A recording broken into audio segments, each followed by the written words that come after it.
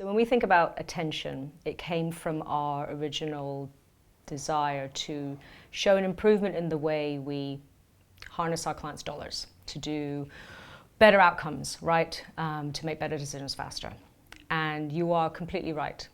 There is no perfect way in which to measure for it. However, if you look at the opportunities around whether it's gaze models, galvanic response, yes, there's JavaScript, there is opportunity to move beyond simply viewability, right? And when we look at attention, we've tried and explored all of the different options. And one of the partners that we've done a lot of work with has been in kind of the gaze model space.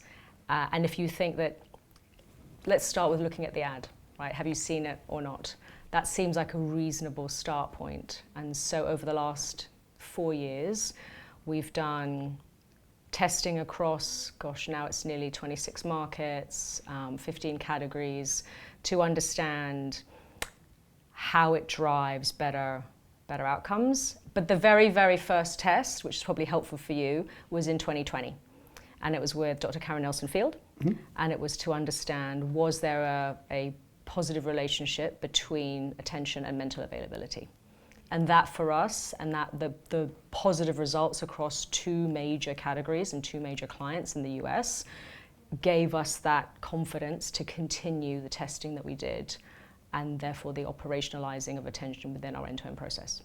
I think the literally eyes on screen and the stuff that Karen is doing about mental availability and sort of sufficient exposure duration to sink in, because 2 seconds ain't it. Yes. Those are the 2 best proxies. Yes. So yes. Methodologically, that is, I think, completely a reasonable approach. I'm curious, once you've done the measurement, yes.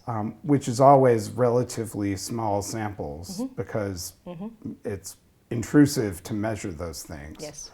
How do you scale that up and use it to shape a buy? So you start by operationalizing it. And what I mean by that is ensuring that your teams are approaching and using the data in the most kind of consistent way. And it actually led us to develop a product that we launched last July, which is the Attention Requirement Calculator. And what that does is it looks at different categories, audiences, needs, and says, how much attention do you need? Because if I'm tired and I need a cup of coffee, you probably don't need to tell me about the provenance of the beans, the soil, the water, right, the raindrops. You probably just need a very short, sharp hit and says, this is where you get your coffee.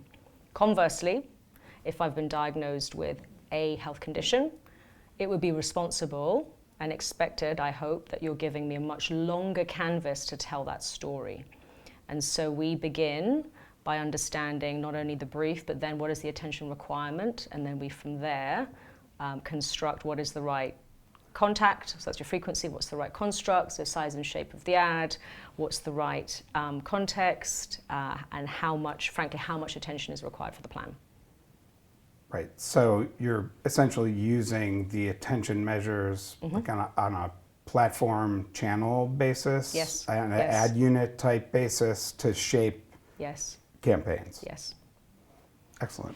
And how does that interact with client first-party data, if you have it?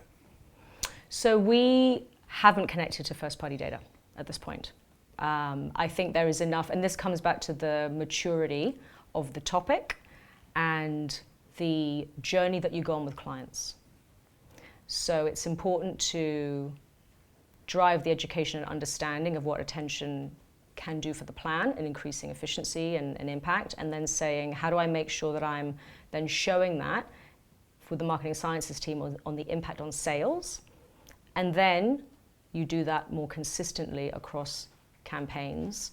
And I think there's still enough insight and information and opportunity with the data you have today, right, to be confident in using it. Is that ARC that you just talked about baked into It is in Omni, Omni. or Enterprise Planning and Measurement Platform? The ARC that we have today is baked into Omni. So when you are looking at channel selection, it is an input that the teams use in crafting their campaigns.